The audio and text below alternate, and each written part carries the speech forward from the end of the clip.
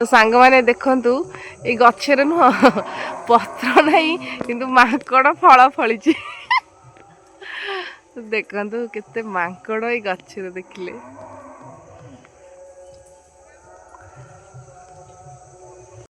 Hello hi नमस्ते भले थांतु समस्ते। जय जगन्नाथ मामुनी ब्लॉग को आपण मानू स्वागत। तो आज गोटे नुआ ब्लॉग को आपण मानू नहीं जाउची चलंतु जीवा देखिबा आम जो बाड़ी रे केते जो परिया पत्र हेची ताकू केमती नष्ट करचोंदी मांकड़ माने सब।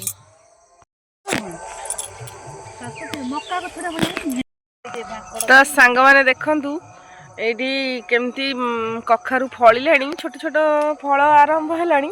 तो मांकड़ माने आउ जमा ना धरु नांती जीवा पई की। तो सांग माने देखंतु एडी केती कसी छोट छोट कसी हेची किंतु मांकड़ माने एते उत्तदर्भ हेलेनी जे देखंतु माने जदि माने 12 वर्षर ताप सुकुआ पड़ारे गला भाया यदि तुम टिके न रहिलो तो देखंतु एडी खाई देइचंदी।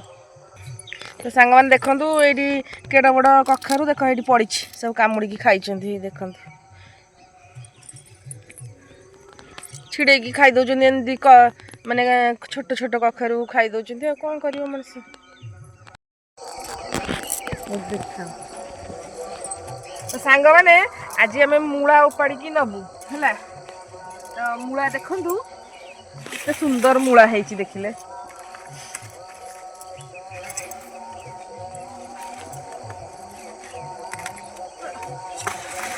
उपाड़ी हेलानी एटा भांगी गला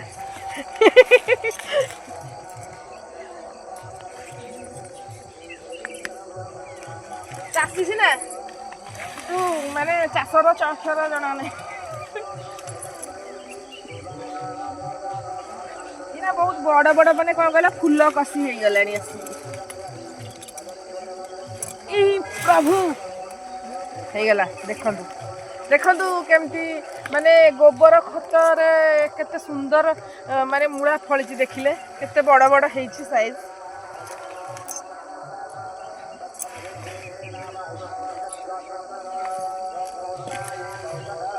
एइटाई भांगी गला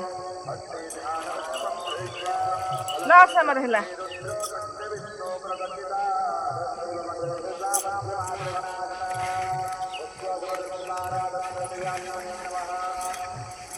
तो देखंतु ये पूरा है कौन कहल 3 गोड़िया है गोड़ बाहर जाइए। तो सांग माने देखंतु तार गोड़ बाहर जाइए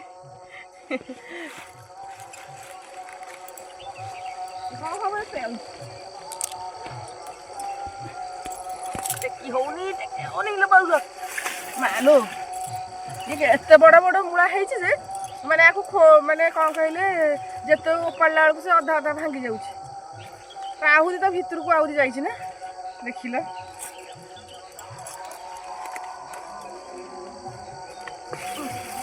भांगी गाजर उपाड़िया चल। तो सांग माने गोटे नुआ प्रजातिर गछ देखंतु लटा जो सिंब थिला किंतु एटा बुदा सिंब बुदा बीम थिला किंतु सिंब मु केबे देखि नथिले।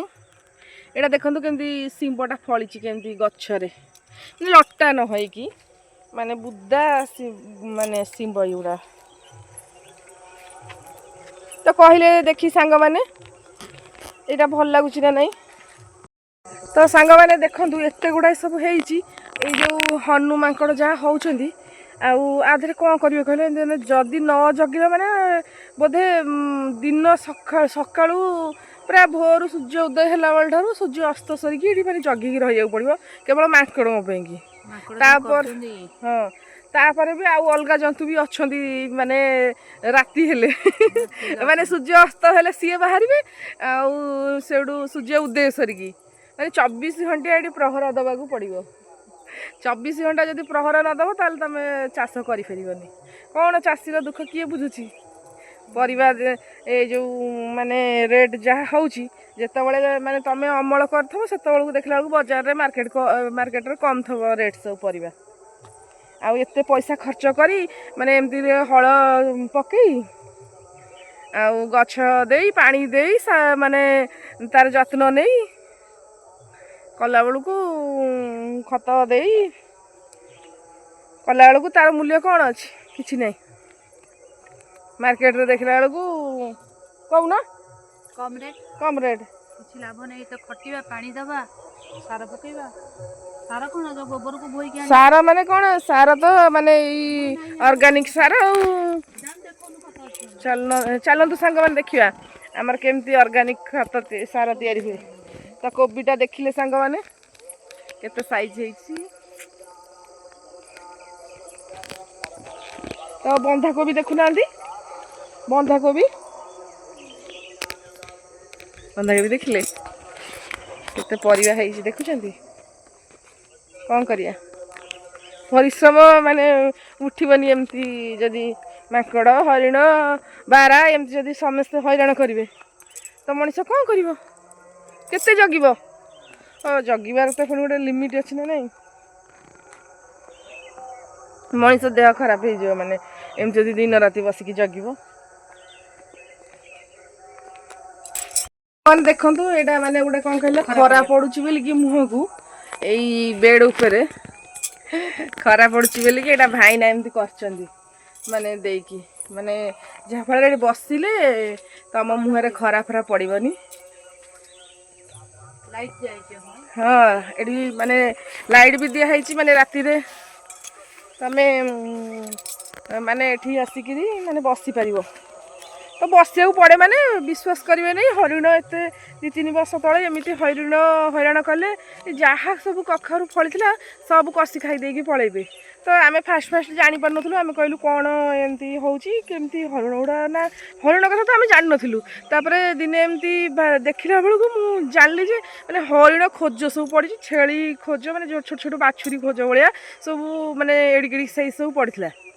ଆଉ ସେଇ ଖୋଜ ଦେଖିକି ଆମେ ଜାଣିଲୁ। ସେଠୁ କ'ଣ କଲୁ ନା ସେଇଦିନ ସନ୍ଧ୍ୟାବେଳେ ଆମେ ଜଗିଲୁ। ଆଉ ଯେମିତି 7ଟା ରାତି ହେଇଯାଇଛି ତ ବିଲ ଭିତରେ 3ଟା ହରିଣ ମାନେ ସବୁ ଖାଇକିରି ମାନେ ଏଡ଼ିକି ସାଇଜ୍ କଖାରୁ ଯେଉଁ ହେଇଥିଲା ସେ କଖାରୁ ଗୁଡ଼ାକ ମାନେ ସବୁ ଖାଇକିରି ଉଡ଼େଇ ଦେଇଛନ୍ତି।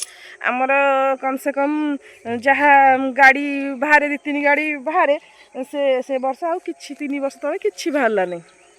ମାନେ ଏତେ ଲସ୍ ହେଲା ଯେ କହିବାର କଥା ନାହିଁ। ତ ଦେଖନ୍ତୁ ଆଉ ସବୁବେଳେ ତ ଏମିତି ହଇରାଣ, ଏ ବର୍ଷ ଏମିତି ବାରହା ହଇରାଣ କରୁଛନ୍ତି, କେଉଁ ବର୍ଷ ହରିଣ ଆଉ ମାଙ୍କଡ଼ ତ ମାନେ କହିଲା ଭଳିଆ ମାନେ 365 ଦିନ ବର୍ଷକ ଆଉ ସିଏ ତାଙ୍କର ସେ ମାନେ ଏଠି ଘର କରିକି ରାଜୁତି କରିଗଲେଣି, ଆଉ ସେ ଯିବାର ବି ନାହାନ୍ତି। ତ ହରିଣ ତାପରେ ବାରହା ସମସ୍ତେ ଆସୁଛନ୍ତି। ତ ତା ଭିତରୁ ଆକୁ ବଞ୍ଚେଇକି ରଖି ଆଉ କରିବା କେତେ କଷ୍ଟ। ଗୋଟେ ଚାଷୀର କେତେ ମାନେ କଷ୍ଟ, ତାର କଷ୍ଟର ମୂଲ୍ୟ କିଛି ନାହିଁ କହିବାକୁ ଗଲେ। କ'ଣ ମୂଲ୍ୟ ଅଛି ଏଇଠି? ଏତେ ମାନେ ଇଏ ହେଉଛି, ମାର୍କେଟରେ ଦେଖିଲା ବେଳକୁ ତାର ରେଟ୍ରେ ମୂଲ୍ୟ କିଛି ନାହିଁ। ତ ଦେଖନ୍ତୁ ଏଇଠି କଲରା,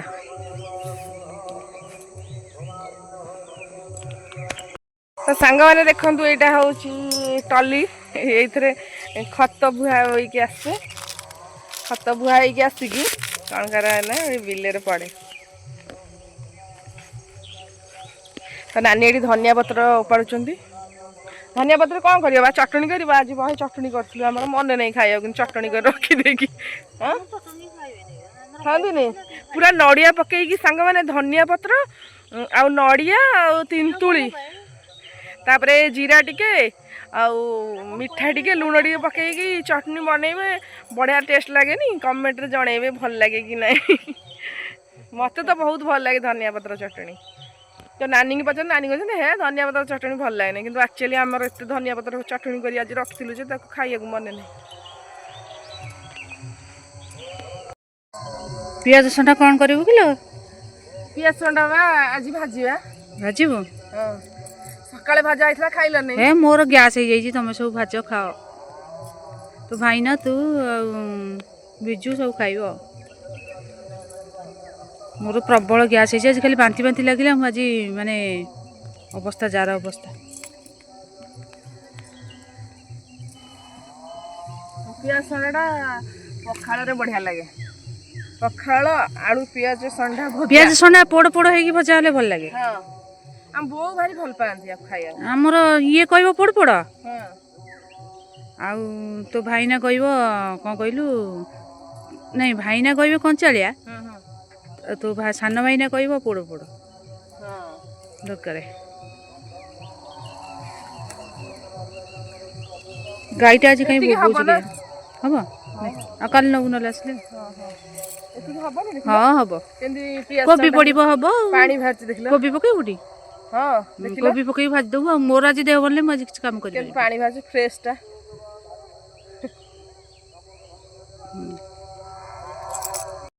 ନାନୀ କେମିତି ହନୁମାନଙ୍କ ଭଳିଆ ନେଇକି ଆସିଛନ୍ତି।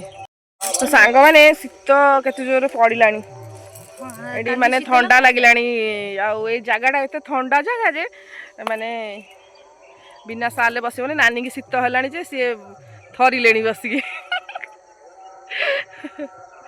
ସତରେ ବହୁତ ଥଣ୍ଡା ଲାଗୁଛି। ହ୍ୟାଲୋ ହାଏ ନମସ୍ତେ ଭଲରେ ଥାନ୍ତୁ ସମସ୍ତେ। ଜୟ ଜଗନ୍ନାଥ ମାମୁନି ବ୍ଲଗକୁ ଆପଣମାନଙ୍କୁ ସ୍ୱାଗତ। ତ ଆଜି ଗୋଟେ ନୂଆ ବ୍ଲଗକୁ ଆପଣମାନଙ୍କୁ ମୁଁ ନେଇଯାଉଛି। ଚାଲନ୍ତୁ ଯିବା ଦେଖିବା ଆମ ଯେଉଁ ବାଡ଼ିରେ କେତେ ଯେଉଁ ପରିବା ପତ୍ର ହେଇଛି ତାକୁ କେମିତି ନଷ୍ଟ କରୁଛନ୍ତି ମାଙ୍କଡ଼ ମାନେ ସବୁ।